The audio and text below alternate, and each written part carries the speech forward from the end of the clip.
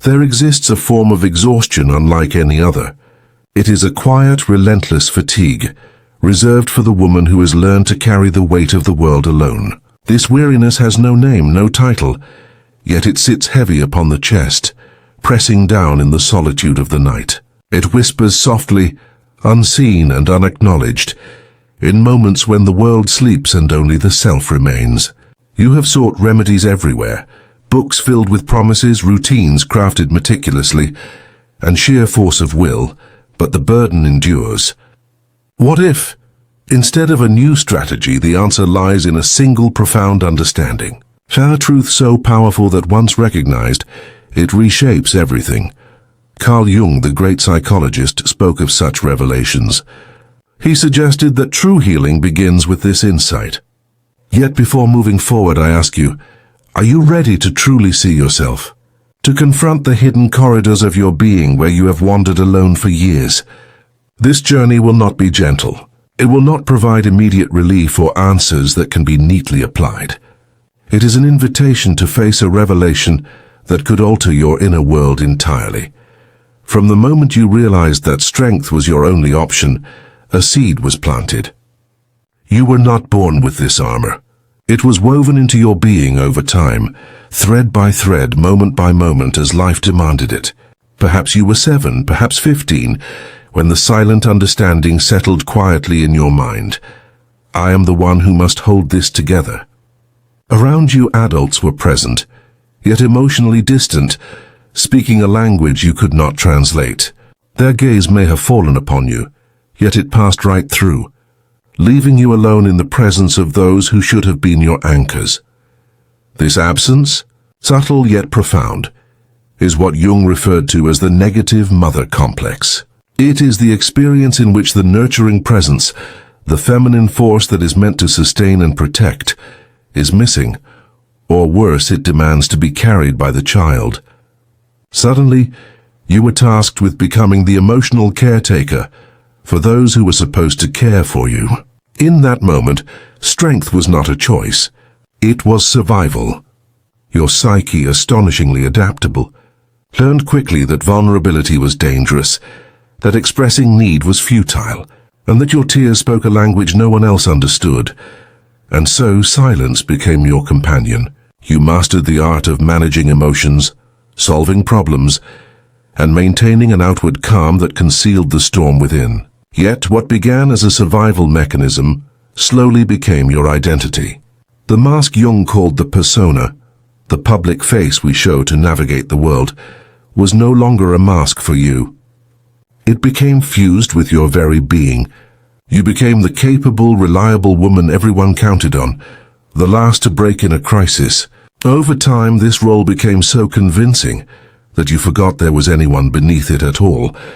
Others came to depend on your strength, your capacity, your unending resilience.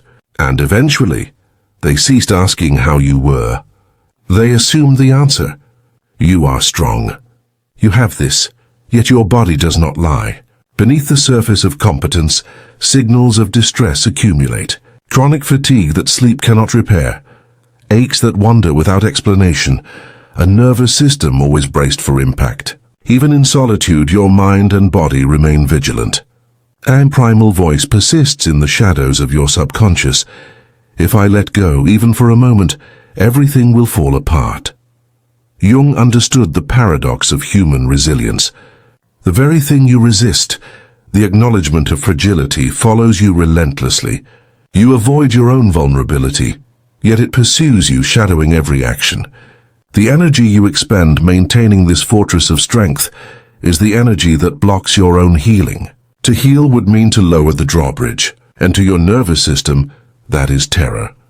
In relationships, this pattern plays out with uncanny precision. You attract the emotionally unavailable, the ones who demand, the ones who need you to be everything they are not. This is not coincidence. It is the magnetic pull of repetition compulsion, a Jungian term for the psyche's tendency to recreate circumstances of the original wound, unconsciously seeking resolution. The unwritten law of your inner world has been, I give, I fix, I rescue, because to receive would awaken the child you once were. a child whose outstretched hands found emptiness. And yet, no matter how much you give, the fulfillment never comes. The prize withheld in childhood, the feeling of being seen, valued, loved simply for existing, cannot be earned by repetition. Healing is not about perfection in giving. It is about breaking the pattern entirely. The breakthrough begins with an insight so sharp, it cuts through the performance you have maintained for decades. You are not giving from abundance. You are giving from fear. Fear that if you are not useful, you will be abandoned. Fear that your worth is measured only by output, by service, by capability. This revelation illuminates the facade, revealing the hollow scaffolding beneath the life you have performed so flawlessly. Loneliness is no longer about being alone. It is the ache of the unseen, the part of you that has never been acknowledged, the child who only wished to be held. Your parents may have been physically present, yet emotionally they existed in a distant realm. This absence is confusing, because it is not a wound that can be pointed to. You were not abandoned in a traditional sense, yet you were left to navigate your inner landscape alone. Guilt accompanies you, the guilt of feeling neglected when on the surface everything seemed fine. Grief follows closely, mourning the nurturing you longed for but never received. These invisible scars shape the way you move through the world. You shrink your needs, dismiss your desires, and assume that love must always be earned through performance. Even your successes feel hollow. You may be accomplished, respected, admired, yet a persistent emptiness lingers, a silent echo from the younger self who was never truly seen. This realization marks the entrance into individuation, the path Jung described as the most challenging and liberating journey a human can undertake. Individuation requires asking the question, who am I if I am not the one who holds everything together? This inquiry evokes fear, because the identity you have built is intertwined with the act of carrying. But the truth emerges. The strength you cultivated was not your essence, it was a survival structure. Your shadow, the repository of disowned emotions, awaits recognition. Rage, grief, exhaustion, disappointment, and resentment rise like a subterranean river pressing against the dam you have built. To acknowledge these feelings is terrifying. Decades of suppression have made them seem dangerous, yet in reality, they have been consuming your life force. Allowing them to exist without judgment initiates a miraculous flow of energy. You may tremble at first, vulnerable in ways you have long avoided, yet in that vulnerability, authenticity is reborn. There will come a moment when exhaustion overwhelms you, not metaphorically, but physically, emotionally, and you collapse under the weight you have carried. This collapse is not a failure. It is liberation. It is the acknowledgement that you have carried too much alone for too long. In that surrender, you reconnect with parts of yourself long ignored. You give voice to the silent, unseen aspects of your being.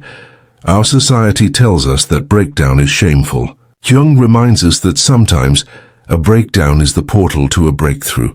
It signals the death of the false self and the space for authenticity to emerge. In this liminal space, the inner child waits, asking only to be seen, held, and understood. This reunion is not sentimental. It is profound psychological work. You become, for yourself, the nurturing presence that was absent. You learn to honor your limits, take your needs seriously, and grant yourself the rest you deserve. Forgiveness is a tool in this process, not to absolve others, but to reclaim the energy trapped in resentment. It is a liberation of the self. Healing is a spiral, not a line. Days of calm and wholeness may be interrupted by setbacks, yet each revisit occurs at a higher level of understanding, with greater compassion for your own experience. Awareness of old patterns, the pull to overgive, to take responsibility for others, to neglect your own needs, becomes a doorway to choice. You can pause, breathe, and ask, what do I truly need in this moment? What serves my highest good? Solitude transforms.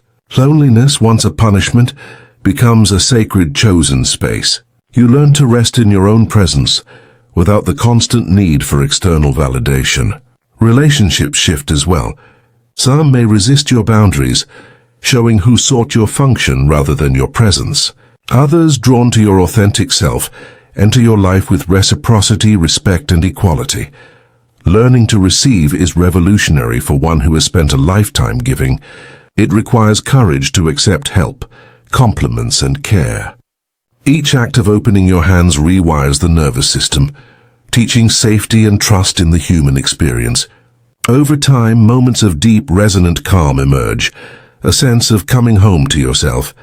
This is not the absence of challenges, but a profound inner peace that is independent of circumstance. Connecting with your true self, the uninjured center within illuminates a truth. You are more than your history, your wounds, or the roles you have played. Those who hurt you are limited by their own capacity to love. You're a survivor who chooses not only to heal but to grow. Life will continue to present trials, yet now you possess an inner anchor, a capacity to feel, to be vulnerable, and to receive without losing yourself.